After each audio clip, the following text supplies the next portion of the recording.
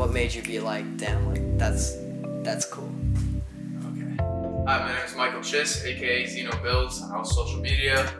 I first got into cars as soon as I was 16 years old. I saw the BRZ, and that sparked my interest.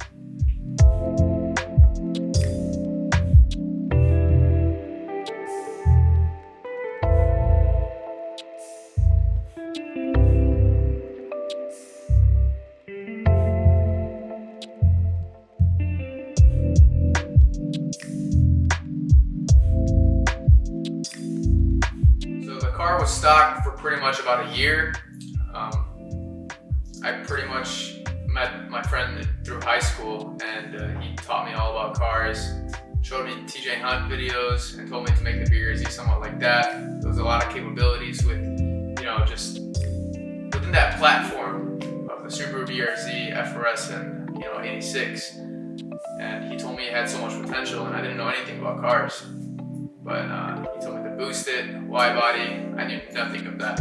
So throughout high school, I actually worked in construction, and that's how I pretty much afforded all my parts. At 17 years old, I actually did buy the wide body kit. I just never had the guts to cut into my car. I never had the experience, none of that. I think when I turned 18, there was this one day that I had drift spares in the back of my car, and there was black ice on the road, and I just tried to kick it out, hit a curb, destroyed my front bumper.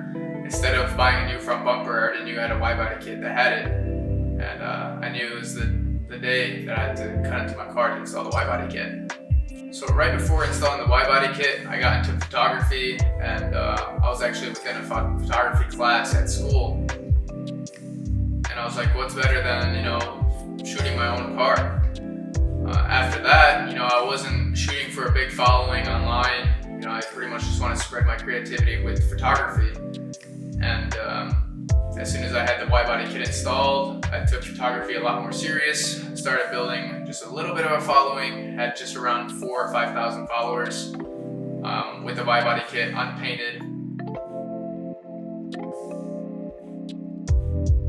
So the end of 2019, I actually finished the first version of the BRZ. It was baby blue with custom taillights, custom headlights, 3-piece wheels that were called Leon Hardware bugles, and of course bags. That's when I realized I actually needed a daily. I had a 2002 2.5 RS, and that was my first manual car at 18 years old. Right after buying the 2.5 RS, I realized that it was actually overfilled with oil, and I thought nothing of it. Personally, I didn't know why the previous owner did it, and it only lasted me 2 to 3 months, pretty much the winter time. It ended up seizing up because of blown head gaskets, and that's when I was actually on the search for another daily. Looking for an upgrade, I was looking at WRXs, but then I stumbled upon an absolute steal for an EK sedan. Never knew anything about Civics. This was actually my first car that I thought I was going to keep stock, just as a daily. And it had only 62,000 miles and a 1998 Civic with a 99 front end. Looking more into Civics, I did research, thinking how to make it fast, and people said that these series were not really that reliable when it comes to pushing power. So I decided to build my own, and this is where I built my first motor. Within 3 or 4 months of actually owning the EK, it was a reliable daily, and I still wanted to become different from everyone else. It was just general traffic, and I started buying wheels, coilovers, and things to be different from the crowd. As soon as I started doing that, I did research on building motors, and at this point I actually ended working in construction, and I continued focusing on mechanic work on the side. This is how I actually, funded my Civic build.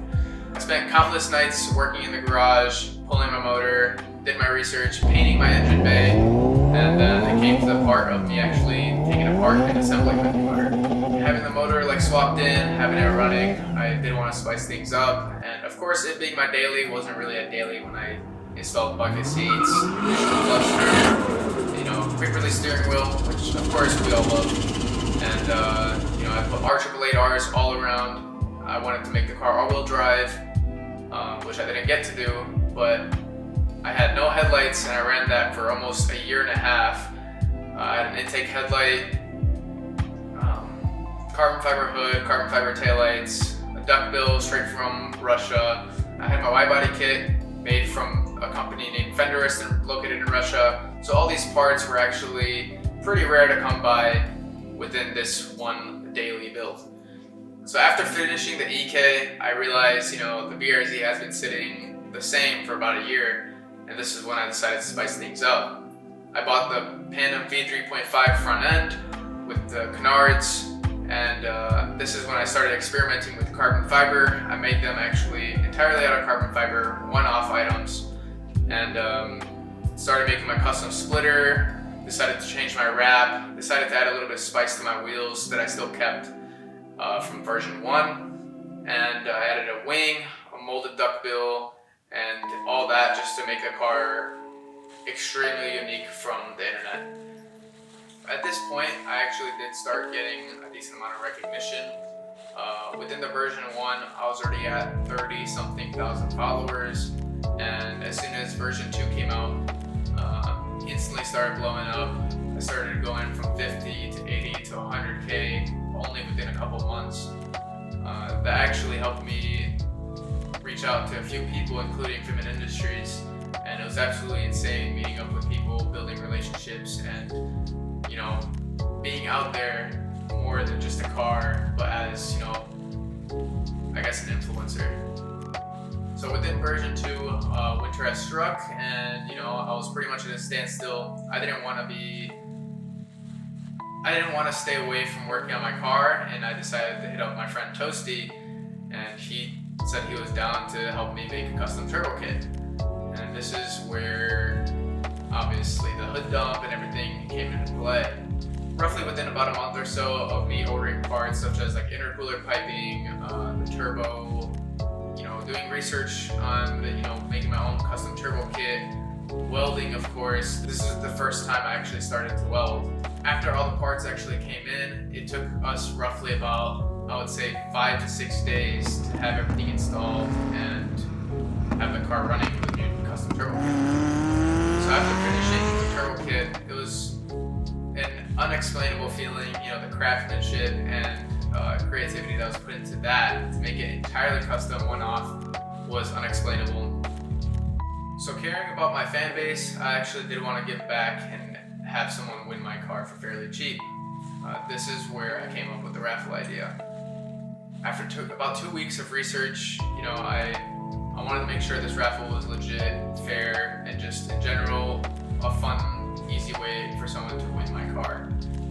So after 3 years of owning my EK Civic, I still had it up until this point, and I have decided to go after my dream car, the R33 Skyline. And this is when I realized, it's the start to building an iconic motor.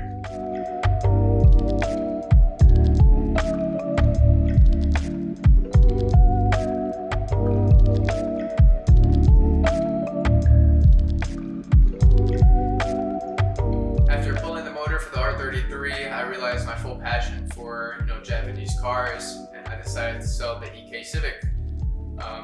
It was hard letting go of that car as well because I did own it for 3 years, but I found this one genuine 97 Kuki, and I decided to just pull the trigger and get that as well.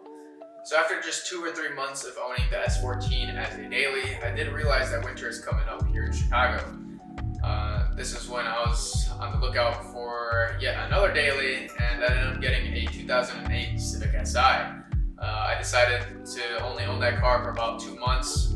I ended up getting a 2003 Subaru WRX, which only took me about a month to build with bags, wheels, flares, and ended up wrapping the car.